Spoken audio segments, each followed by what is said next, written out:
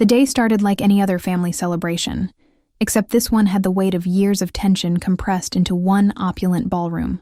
I stepped through the grand doors, my eyes scanning the glittering chandeliers and rows of white roses that lined the aisle, and for a moment, I allowed myself to imagine normalcy. But that illusion shattered the second Dad approached, his smile sharp, too practiced, like a blade disguised as warmth. He handed me a thick envelope, thick enough to feel like a brick in my hand, and said, "This is for you. $2 million. Just take it, and we can all move on." I looked at him, disbelief rising like bile, and shook my head. "I don't want it," I said, my voice steady despite the trembling inside me. The room seemed to pause, all eyes darting between us, sensing the tension. Dad's face twisted instantly, a storm breaking behind his carefully cultivated calm. "You ungrateful fool," he spat, his hand striking my shoulder hard enough to leave a sting. Gasps rippled through the crowd. My sister's eyes widened in shock. My cousins and uncles frozen mid-toast. I stumbled back, heart hammering, not from fear alone, but from the realization that the family I had thought I knew could turn on me so quickly. I felt every whisper, every judgmental glance like knives, and for a moment, the opulence around me transformed into a cage. This was not just a wedding. It was a battlefield, and I had just refused to surrender. Anger, humiliation, and disbelief collided in my chest as I straightened my shoulders, determined not to let him see me break, even as my heart raced with a mixture of fear and fury that promised this confrontation was only the beginning. I woke to the sterile smell of antiseptic and the sharp beeping of machines, my body aching in ways that made every breath a reminder of Dad's strike. Bandages hugged my bruised shoulder, and a dull throb ran through my temple. But the physical pain was nothing compared to the storm of memories flooding my mind. I could see, as if projected on the walls, every birthday Dad had skipped, every achievement ignored while my sister was showered with praise and gifts. The golden childhood I had imagined was only ever hers. I had been relegated to the background, my successes minimized, my failures exaggerated. I remembered the Christmases when he'd hand her a sparkling toy while I received a leftover trinket, the way neighbors complimented her achievements while I was quietly scolded. And yet, I had stayed loyal, hoping for a sliver of acknowledgement, a hint that he saw me as more than an afterthought. Now, lying in that hospital bed, I realized how deeply calculated the favoritism had been, how the $2 million offer at the wedding wasn't generosity. It was a bribe, a tool to silence me, to remind me of my place. Rage mingled with hurt as I stared at the ceiling, my body weak but my mind sharpening. I was not just bruised. I was awakened. Every slight, every unfair comparison, every whispered insult that had lingered in the background of my life surged forward, fueling a determination that would not allow this attack to be the final chapter. I could feel, with piercing clarity, that the story of my life with Dad as the villain was far from over, and I would be the one to rewrite it. The moment I tried to speak up, defend myself, or even just breathe, the room seemed to close in with judgment. My sister, radiant in her wedding dress, barely looked at me. Her smile was for the cameras, not for me. Relatives whispered behind hands, their eyes darting between Dad's anger and my trembling form, and I felt a wave of isolation settle over me. It was as if the entire family had agreed. My pain didn't matter. My side of the story was irrelevant. Every visitor who came to check on me left with a glance heavy with pity and unspoken blame. Then came the calls. Dad's voice, dripping with contempt, filled the phone. "You think you're better than the rest of us?" He sneered, each word a calculated dagger meant to erode any semblance of dignity. Even in the sterile calm of the hospital, his reach felt infinite. Yet beneath the suffocating weight of betrayal, a spark ignited. I remembered the years I had quietly built skills, connections, and knowledge he had mocked or ignored. The internships he scoffed at, the side hustles he belittled. They were my hidden arsenal, my quiet defiance. For the first time, I saw potential where he saw weakness. While he and the family tried to crush me, I realized I had quietly gathered tools for a future no one suspected, a power they would soon regret underestimating. Anger sharpened into strategy, hurt transformed into resolve, and I knew that even in this isolation, the first moves of my comeback had already begun. Lying in that hospital bed, I couldn't stop my mind from spiraling through years of memories that suddenly seemed more like evidence than nostalgia. I remembered my 10th birthday, when Dad handed my sister a sparkling bike while I received a pair of worn-out skates, muttering something about learning humility.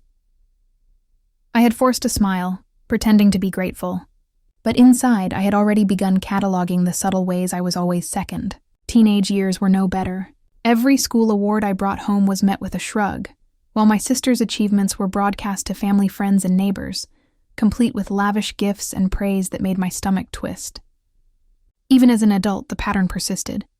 Dad controlled inheritances, pushed investments into ventures he knew I couldn't touch, and turned public family gatherings into stages where he could belittle my accomplishments while celebrating hers. Weddings, graduations, birthdays, they all became opportunities for humiliation disguised as tradition. I thought of all the times I had sacrificed quietly for the family, helping her with college applications, covering her rent during a tough month, keeping secrets I shouldn't have, all while being invisible. Every slight and injustice now felt like a piece of a puzzle revealing the real pattern. I had been groomed to accept this as normal, and yet I had survived it. The unfairness stung, but it also sparked a strange sense of clarity. I could feel my pulse racing with a mix of hurt and determination, and a quiet thought echoed in my mind. If anyone else were in my shoes, they would have felt the same rage, the same betrayal, the same hunger to reclaim their dignity. The empathy was almost unbearable, as if the audience themselves could feel the sting of each past humiliation and understand why I could not let this end without rewriting the story in my favor. Once I was discharged, I retreated into the quiet of my apartment, the hospital's sterile walls replaced by the hum of my own thoughts. I knew that anger alone wouldn't be enough. I needed strategy, leverage, and patience. I began gathering evidence, subtle but undeniable. Photos of Dad's reckless spending, emails showing favoritism in business dealings, receipts that revealed how he had manipulated finances to punish me while rewarding my sister. Every document, every whispered conversation I recorded, became a brick in the foundation of my silent retaliation. I reached out to a few trusted contacts, people I had quietly helped over the years, those who knew me beyond the shadow of my family. Their eyes lit up when I explained nothing but hinted at what I was planning, sensing the inevitability of a reckoning. Conversations crackled with suspense. "You're not seriously going to do that, are you?"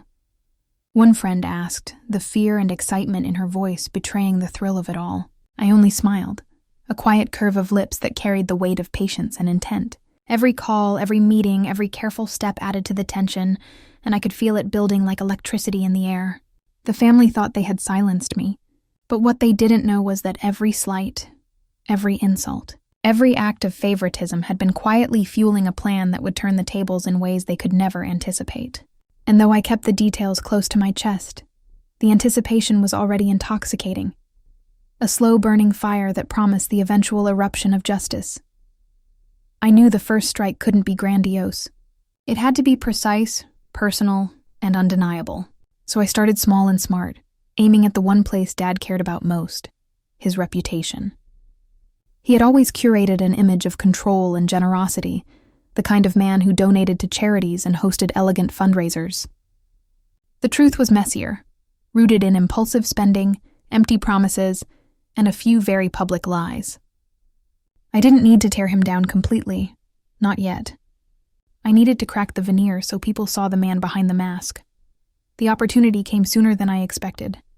Dad was listed as a keynote donor in the program for a high-profile gala, his name splashed across the sponsor wall like proof of his benevolence. I dug through public filings and the private receipts I had been collecting and found a thread. A shell donation routed through a third party that contradicted his publicized gift. It wasn't illegal in the narrowest sense, but it was deceptive, and that was enough. I arranged a quiet conversation with a journalist I trusted, not to sensationalize, but to ask the right questions. The reporter was careful, professional. She didn't sensationalize my suffering. She simply wanted the truth. On the night of the gala, I blended into the crowd, pretending to be another guest admiring the chandeliers. I watched him pose for photos under the giant sponsor board, smiling like a man who owned his narrative. He moved through the room with practiced charm, collecting handshakes and nods as if his life depended on this performance. I felt the old tightness in my chest, the same knot that had formed in childhood when he applauded my sister and ignored me. But this time the knot worked for me. It sharpened my focus. The reporter published a short, factual piece the next morning, a thread of truth that questioned the source of his donation and hinted at inconsistencies. It was written with restraint, the kind that makes facts land harder than accusations. At first it spread quietly, a whisper among the usual gossip. Then it gathered momentum as board members and acquaintances began asking awkward questions. The sponsor wall photos started to feel brittle instead of glossy. I watched Dad on the defensive, awkward in interviews, struggling for explanations that sounded rehearsed.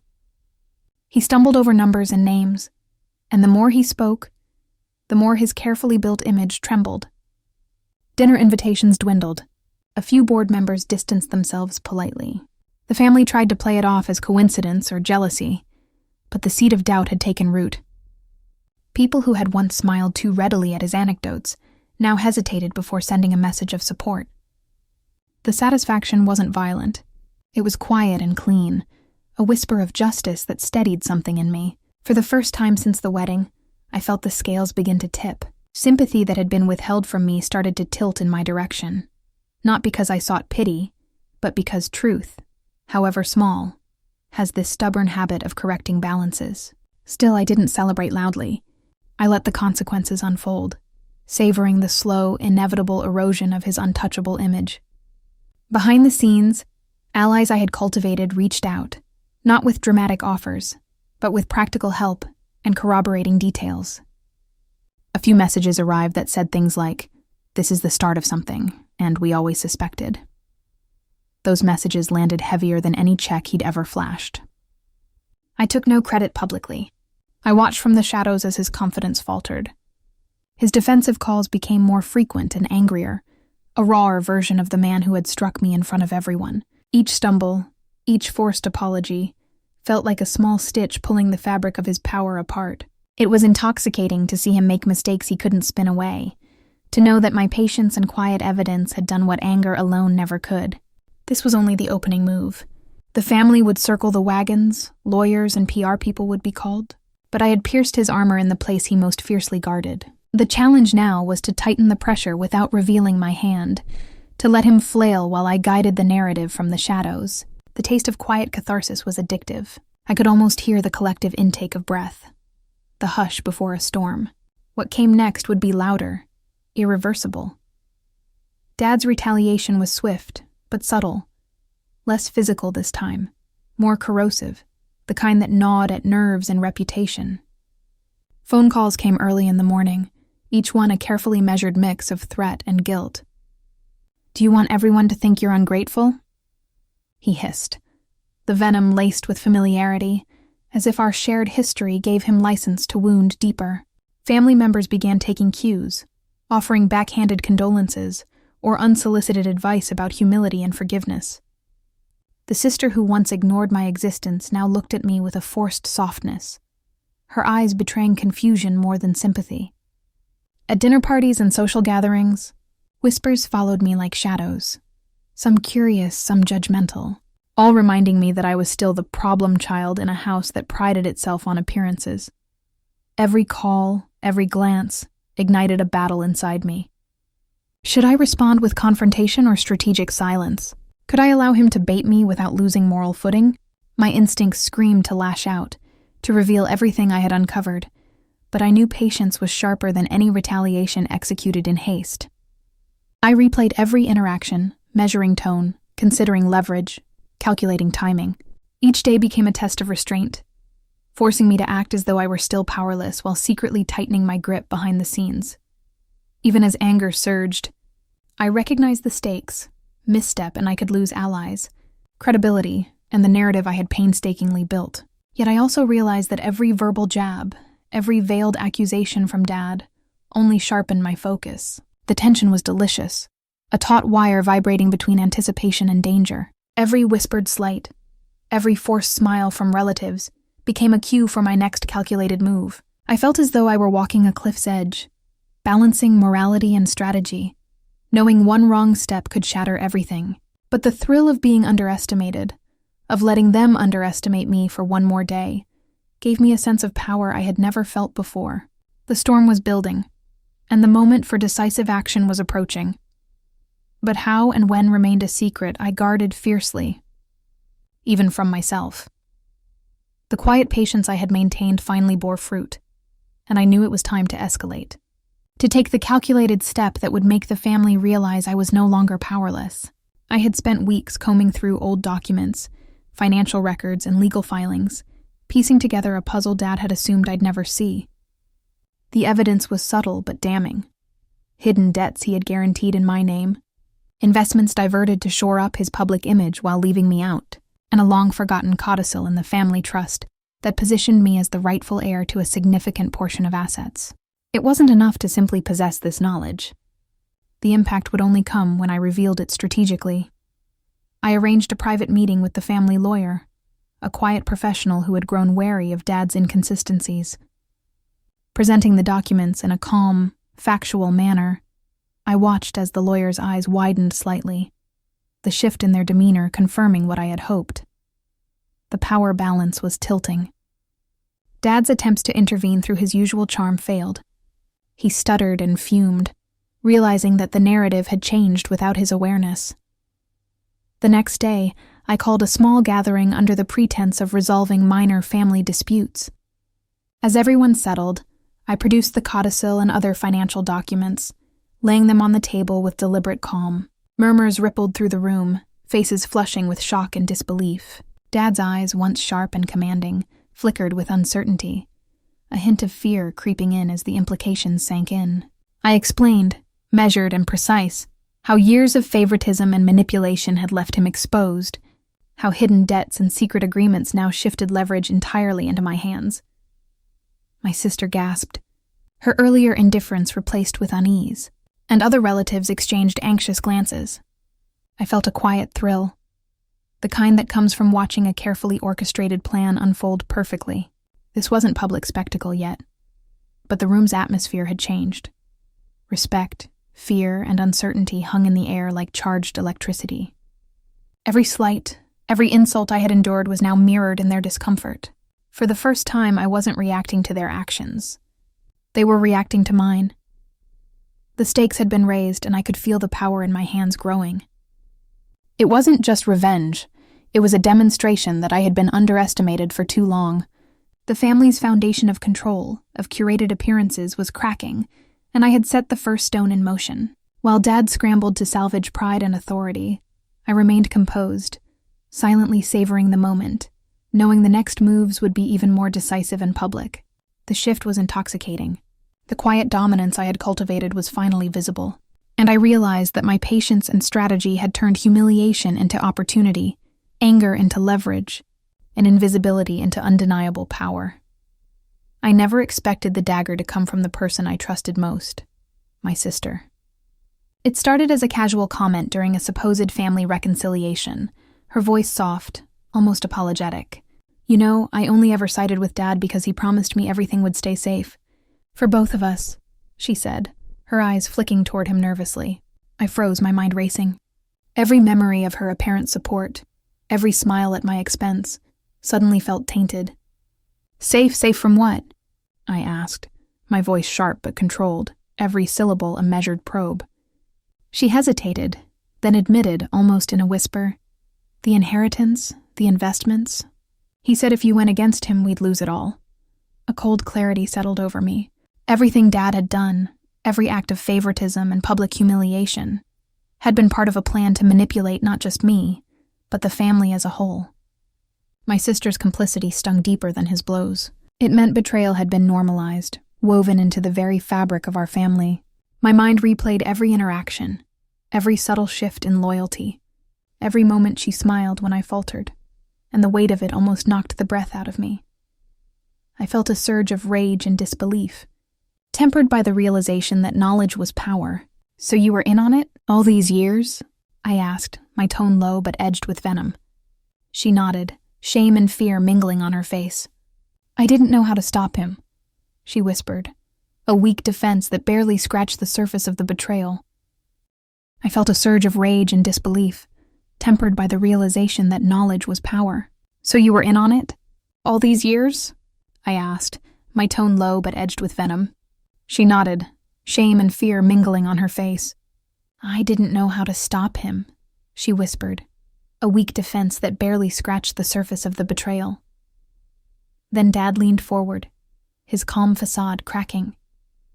You're twisting her words, he said sharply, though the tremor in his hand betrayed panic.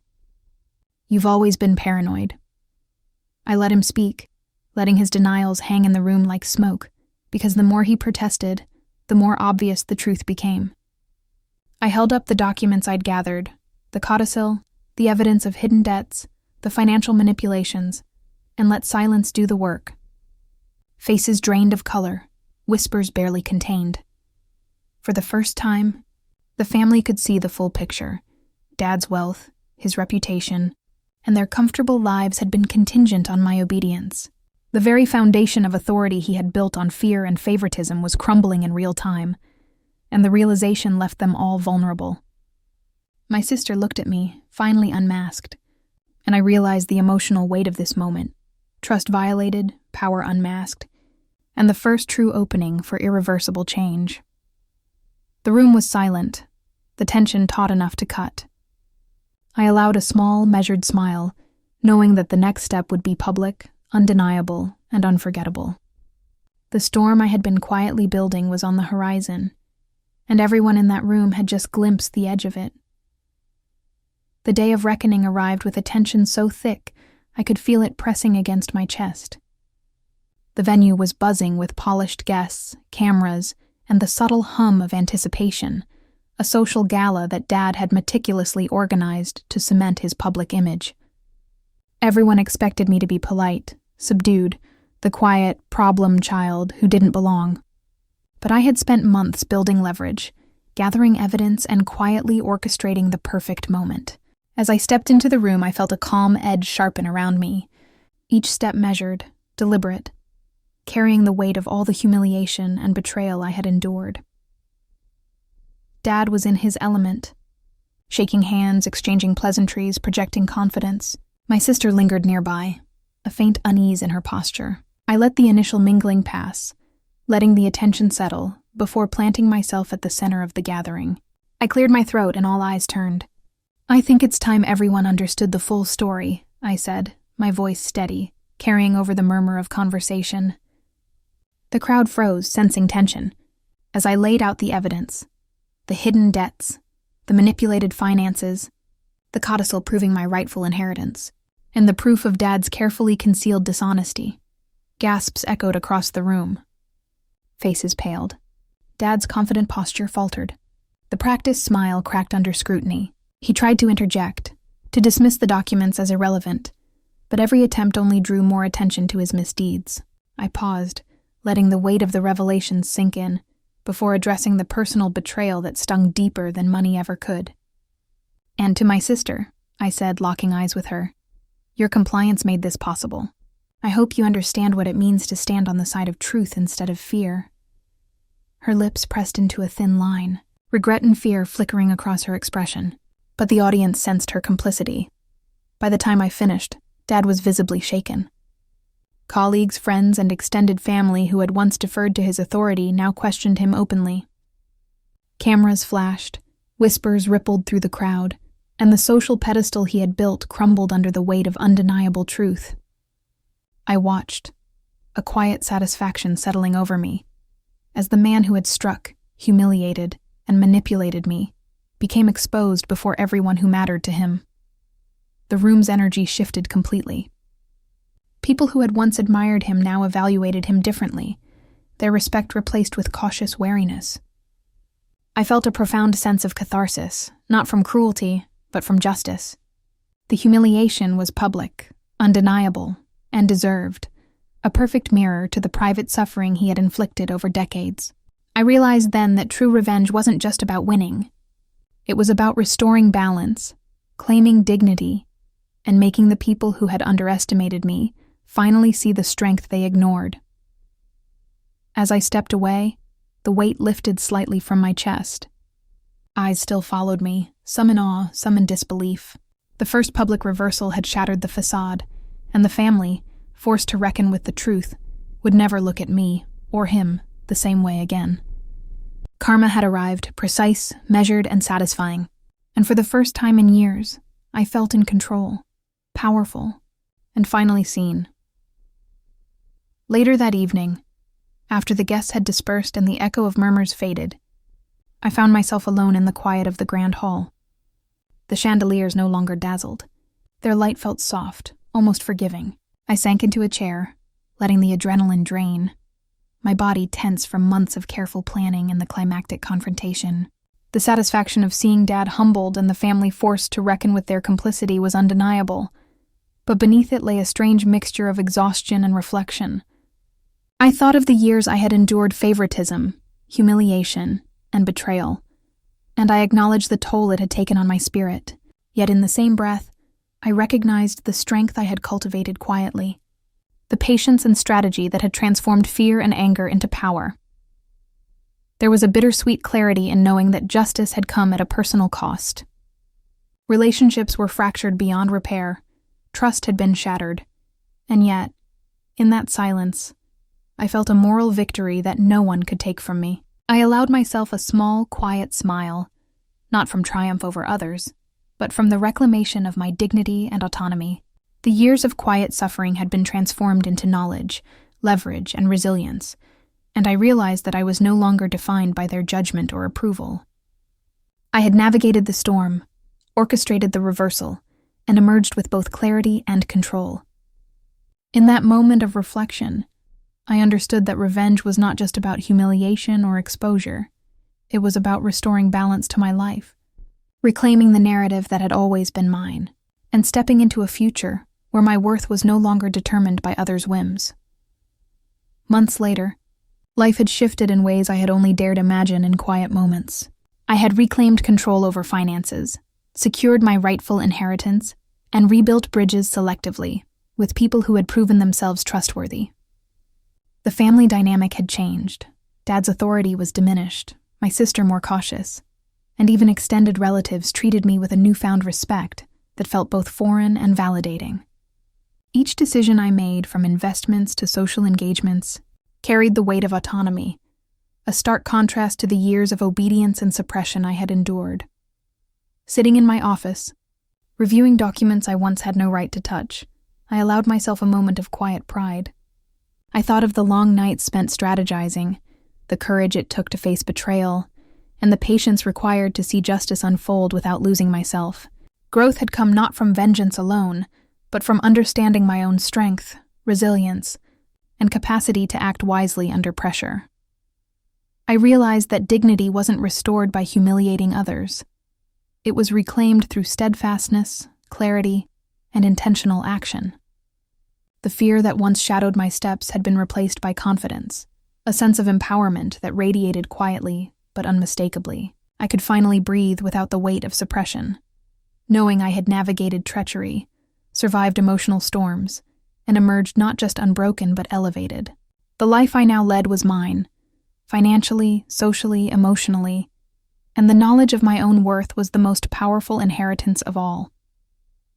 Looking back, I realized the most important lesson isn't just about revenge or exposure. It's about resilience and self-worth. Never underestimate someone they tried to break, because the quiet ones, the overlooked, and the underestimated often carry the strength to change everything when the time is right. Every insult, every act of favoritism, every moment of public humiliation became fuel for my growth, sharpening my resolve and teaching me patience.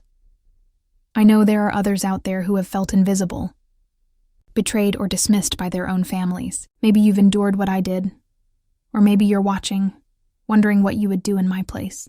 The truth is, the power to reclaim your narrative, to assert your dignity, and to rise above manipulation often lies closer than you think, inside yourself.